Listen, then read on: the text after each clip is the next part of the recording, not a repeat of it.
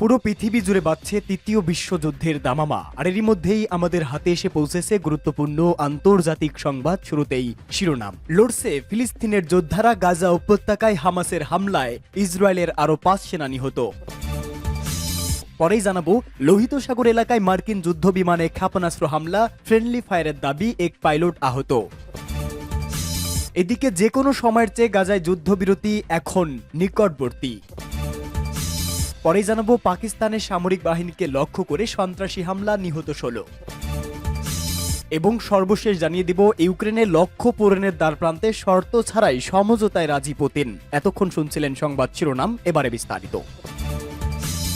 লড়ছে ফিলিস্তিনি যোদ্ধারা, গাজা উপত্যকায় হামাসের হামলায় ইসরায়েলের আরও 5 সেনা নিহত।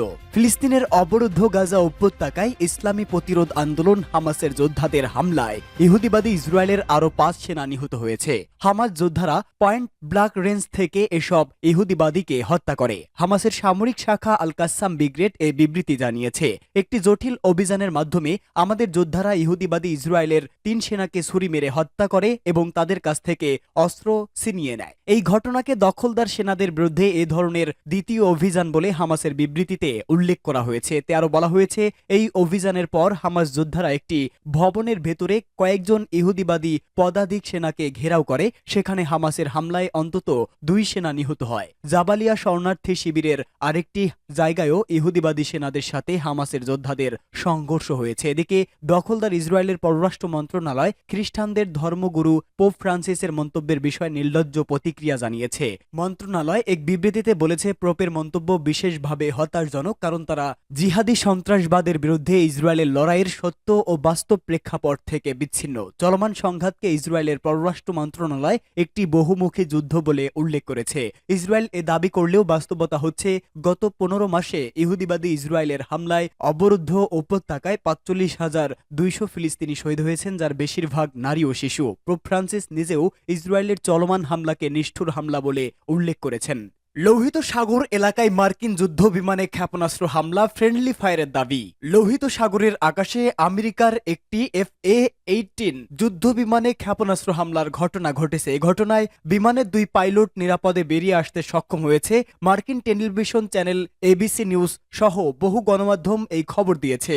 খবরে বলা হয়েছে, এই ঘটনাকে মার্কিন সামরিক বাহিনী দৃশ্যত ফ্রেন্ডলি ফায়ার বলে মনে করছে। বিমানের 2 পাইলট নিরাপদে বেরিয়ে আসতে সক্ষম হলেও একজন সামান্য আহত হয়েছে। তাদের দুজনকেই সাগর থেকে উদ্ধার করা হয়। ABC নিউজ বলেছে, guided missile cruise USS Gettysburg থেকে যুদ্ধ বিমান লক্ষ্য করে ভুলক্রমে ক্ষেপণাস্ত্র ছোড়া হয় এবং তা বিমানে আঘাত করে। যুদ্ধ বিমানটি USS হ্যারি ট্রুম্যান বিমানবাহী রণতরী থেকে উড্ডয়ন করেছিল। ক্ষেপণাস্ত্রের আঘাতে বিমানটি ভূপাতিত হয়েছে। এর কয়েক ঘন্টা আগে মার্কিন যুদ্ধ বিমান থেকে ইয়েমেনের উপর ক্ষেপণাস্ত্র হামলা চালানো হয়। মার্কিন কেন্দ্রীয় কমান্ড বা সেন্টকম এই ঘটনার পূর্ণাঙ্গ তদন্ত শুরু করেছে বলে ঘোষণা দিয়েছে।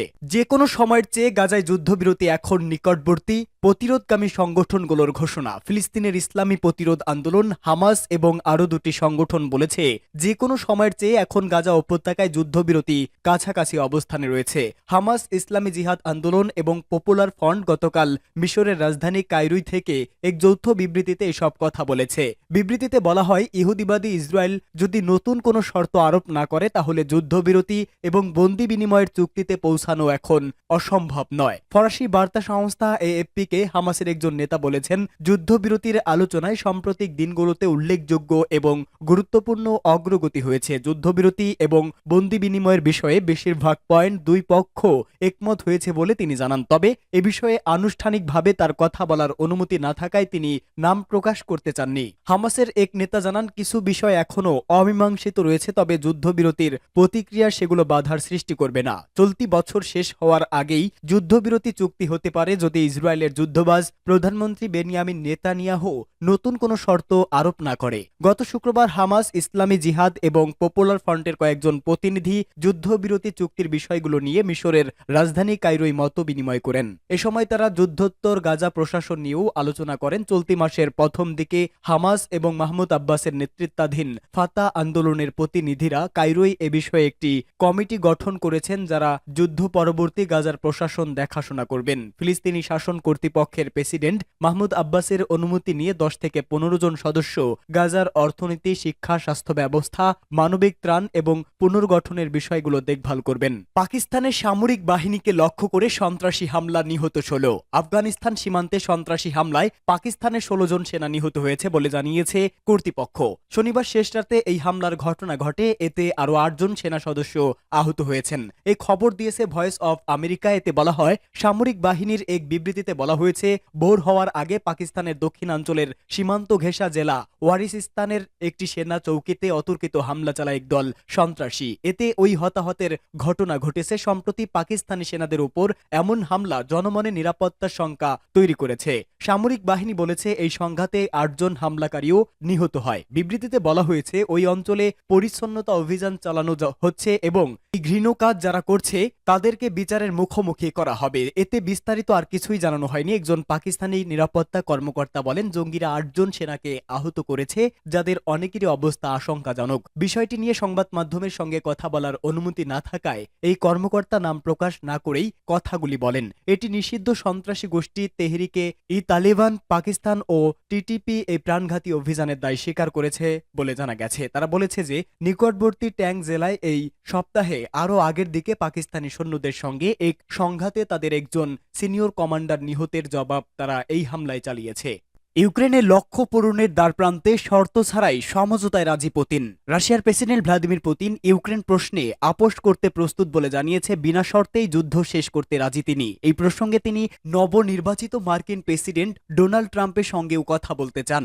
দেশটির রাষ্ট্রীয় টিভিতে এক সংবাদ সম্মেলনে বার্ষিক প্রশ্নোত্তর পর্বে তিনি এসব কথা বলেন। পুতিন জানান, তিনি ট্রাম্পের সঙ্গে দেখা করতে চান, এও দাবি করেন বহু বছর হলো ট্রাম্পের সঙ্গে কথা হয়নি তার। এরপরেই পুতিনকে প্রশ্ন করা হয়েছিল, দুজনের কথা হলে কি জানাবেন, কি প্রস্তাব দেবেন। এর জবাবে পুতিন বলেন, সব সময় বলেছি আলোচনা ও সমঝোতার জন্য আমরা প্রস্তুত। তিনি জানান, ইউক্রেন নিয়ে প্রাথমিকভাবে তাদের যা লক্ষ্য ছিল তা পূরণ হওয়ার মুখে। পুতিনের কথায়, আমার মতে যেসব ইউক্রেনীয় যুদ্ধ করতে চান সেই সংখ্যাটা শীঘ্রই ফুরিয়ে যাবে। কেউ আর যুদ্ধ করতে চাইবে না। আমরা আলোচনায় প্রস্তুত, তবে উল্টো দিকের লোকজনকে বুঝতে হবে, তাদেরকেও সমঝোতা করতে হবে। পুতিন আরও জানিয়েছে, ইউক্রেনীয় সরকারের সঙ্গে আলোচনায় বসার জন্য তিনি কোনো শর্ত রাখতে চান না। গত মাসেও তিনি বলেছেন, ইউক্রেনের সঙ্গে আলোচনায় বসার আগে তিনি স্পষ্ট করে দিতে চান যে জমি তারা দখল করেছে তাতে ছাড় হবে না। সেই সঙ্গে ইউক্রেনের ন্যাটো যোগ দেওয়ার উচ্চ আশাও ছাড়তে হবে।